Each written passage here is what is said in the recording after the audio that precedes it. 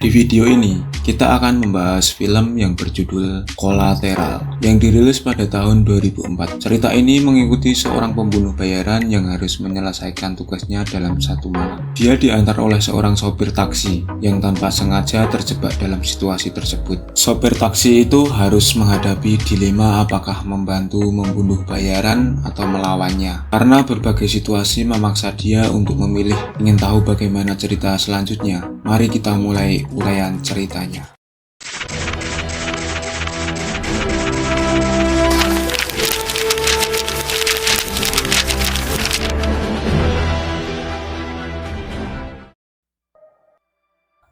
Di awal film, memperlihatkan kedatangan seorang pria bernama Vincent di bandara. Tiba-tiba, dia bertemu dengan seorang pria lain yang sengaja bersinggungan dengannya hingga koper-koper mereka jatuh ke lantai. Mereka menggunakan momen ini untuk saling bertukar koper yang ada di bawahnya. Di sisi lain, diceritakan tentang seorang pria kulit hitam bernama Max yang bekerja sebagai sopir taksi. Max sudah berpengalaman mengemudi di dunia taksi, menghadapi berbagai jenis penumpang dengan cerita yang berbeda-beda. Mulai dari penumpang yang bertengkar hingga yang sedang bercinta, dan masih banyak lagi pengalaman yang telah dia lalui. Karena Max tidak menyukai keramaian, dia memilih untuk bekerja pada malam hari.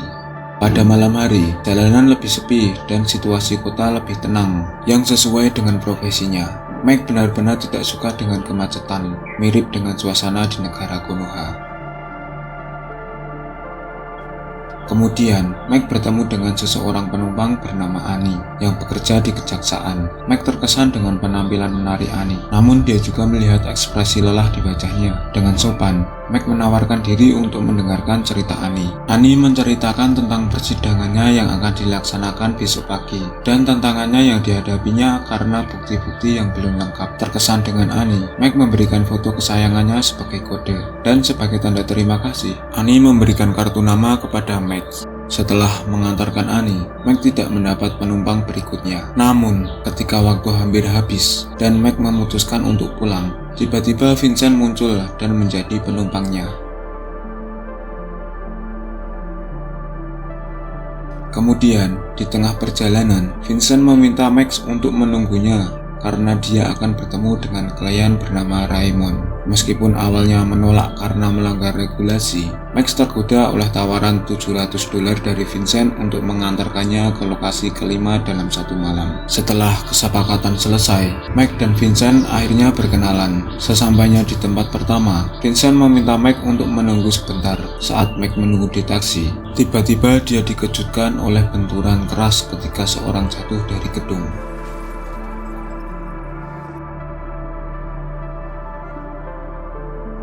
Setelah itu, Vincent keluar dari taksi dan meminta Max untuk tetap tenang.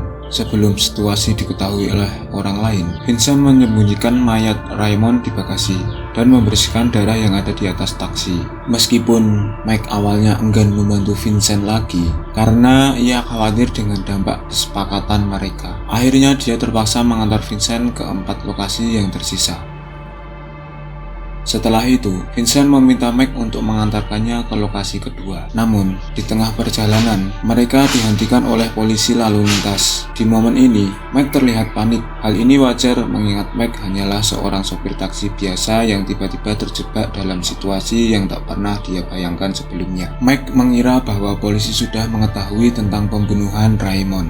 Namun ternyata mereka hanya memberhentikan mobil karena kaca taksi yang retak dan berpotensi membahayakan penumpang. Max merasa lega setelah menyadari hal ini dan menjelaskan kepada polisi bahwa kaca mobilnya retak akibat tabrakan seperti biasa. Perjalanan berlanjut ketika polisi mencoba memeriksa dokumen dan bagasi mobil Max. Saat itulah Vincent sudah siap dengan pistolnya. Namun, sebelum bagasi dibuka, polisi mendapat panggilan darurat dari rekannya karena ada kejadian darurat lainnya. Situasi ini memberikan kesempatan bagi Max dan Vincent untuk melanjutkan perjalanan mereka.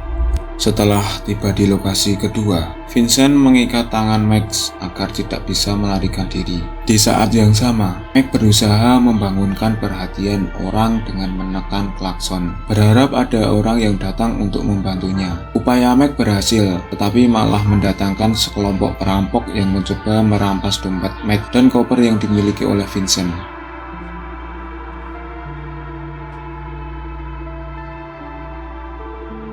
Setelah menyelesaikan tugasnya dengan membunuh target kedua, Vincent memanggil perampok tersebut. Namun, sebelum mereka pergi, para perampok meminta dompet Vincent tanpa menyadari bahwa mereka mengancam seorang pembunuh bayaran yang sangat berbahaya. Saat hendak digeledah, Vincent dengan cepat dan tanpa ampun menghentikan mereka. Di sisi lain, detektif dan polisi sudah tiba di tempat kejadian, di mana Raymond tewas. Di kediaman Raymond yang penuh dengan serpihan kaca, para polisi menemukan petunjuk bahwa beberapa jam sebelumnya ada 2 orang yang membersihkan taksi di lokasi tersebut. Laporan dari saksi mata bernama Manta menyebutkan bahwa 2 orang tersebut tampaknya terlihat dalam kasus tersebut. Hal ini menjadi tantangan bagi pihak kepolisian yang harus menemukan siapa pengemudi taksi yang terlibat dalam pembunuhan Raymond. Mike yang merasa kehidupannya terancam mencoba untuk tenang dengan diajak minum oleh Vincent di sebuah bar. Di tempat itu, Vincent terkesan dengan kemampuan seorang pemain trompet bernama Daniel. Dengan kagum, Vincent mengundang Daniel untuk bergabung ke kafe milik. Meski hanya bermaksud memberikan pujian, ia menolak tawaran minuman setelah berbicara cukup lama. Kafe mulai sepi dan hampir tutup. Tanpa banyak kata, Vincent langsung menembak kepala Daniel. Mike yang juga berada di sana menyaksikan pembunuhan brutal yang dilakukan oleh Vincent, merasa bersalah karena terlibat dalam tindakan keji.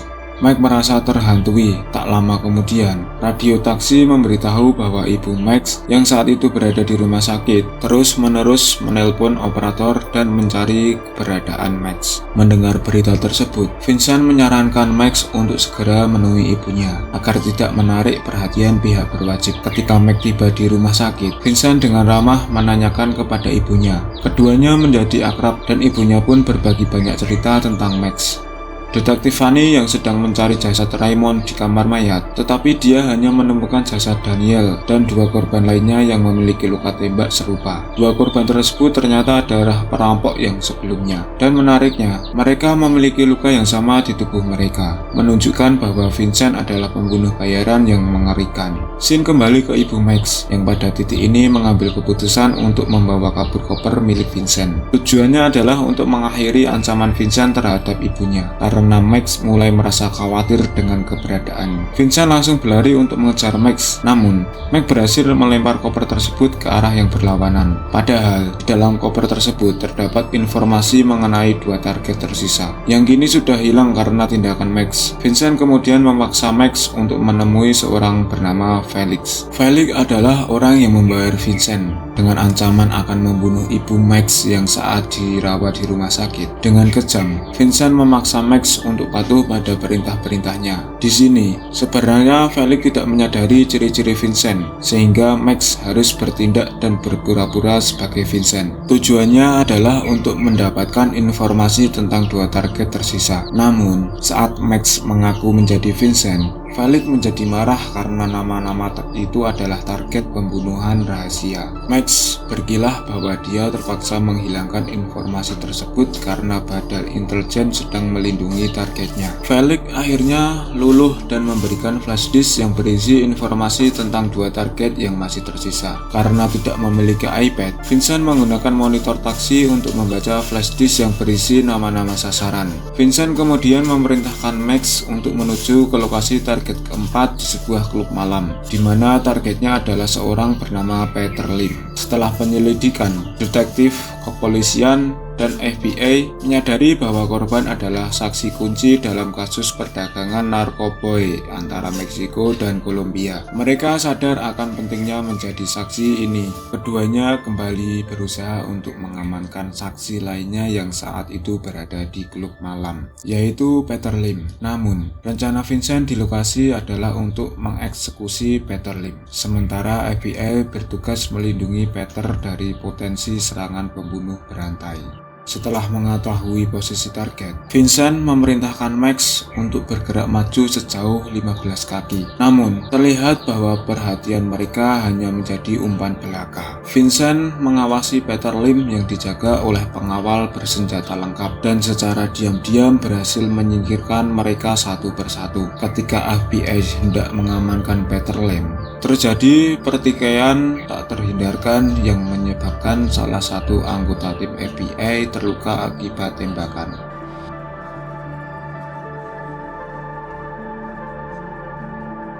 Setelah berhasil diamankan oleh detektif Fanny, Mike melihat peluang dan segera melancarkan aksinya dengan tembakan mematikan dari belakang. Hal ini mengakibatkan kematian detektif tersebut oleh tangan Vincent.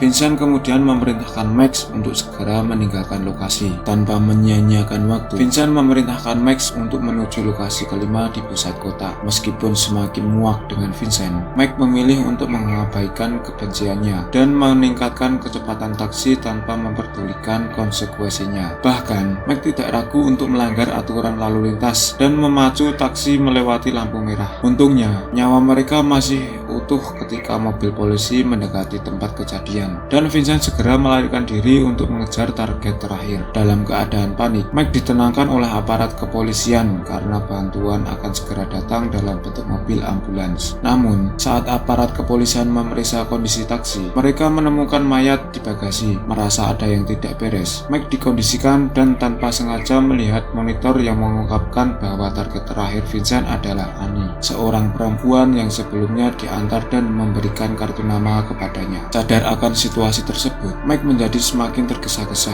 Dia dengan keras membanting petugas kepolisian, mengambil pistol yang kedulunya milik Vincent, dan membenturkan pintu taksi dengan keras. Semakin memperburuk keadaan, Mike merampas handphone milik seorang warga sipil untuk segera menghubungi Annie.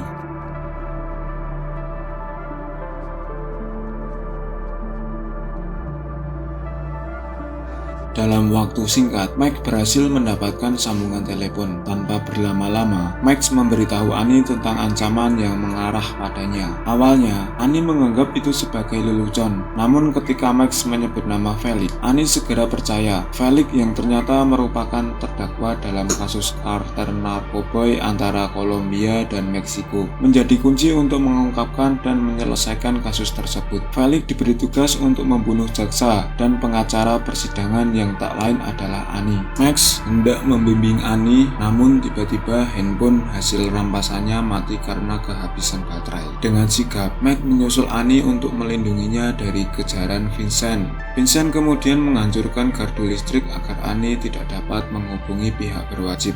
Di kantor kejaksaan, Mike menyaksikan security kantor yang telah tewas. Sementara itu, Vincent berhasil menemukan Annie dan berusaha untuk menghabisinya. Namun tiba-tiba Mike muncul dari kegelapan untuk menyelamatkannya. Beruntungnya, Vincent hanya terkena tembakan di bagian daun telinga. Mike selalu membawa Annie keluar dari kantor kejaksaan, dan mereka bersama-sama menuju stasiun kereta bawah tanah.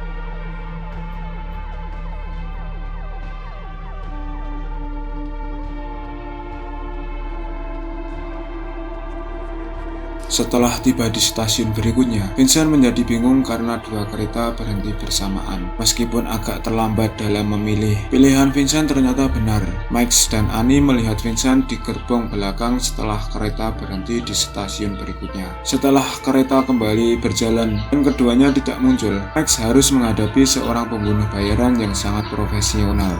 Vincent menyisir setiap gerbong kereta untuk menemukan mereka, dengan Max membayangkan bahwa Annie adalah motivasinya untuk berani berhadapan dengan Vincent. Dalam adegan terakhir, scene memperlihatkan bagaimana baku tembak sengit di antara mereka berdua. Ternyata, Vincent berhasil dikalahkan pada saat itu, karena ia selalu memiliki kebiasaan menembak targetnya 2 kali di dada dan 1 kali di kepala. Tetapi, saat itu dia tertahan oleh pintu mereka. Sementara itu, Max berhasil menghabisi Vincent dengan cara menembak pistolnya secara membabi buta. Setelah itu, ia duduk dengan tenang seakan menikmati detik-detik terakhir hidupnya. Dan film pun berakhir. Terima kasih sudah menonton video ini sampai habis, dan sampai jumpa di video berikutnya.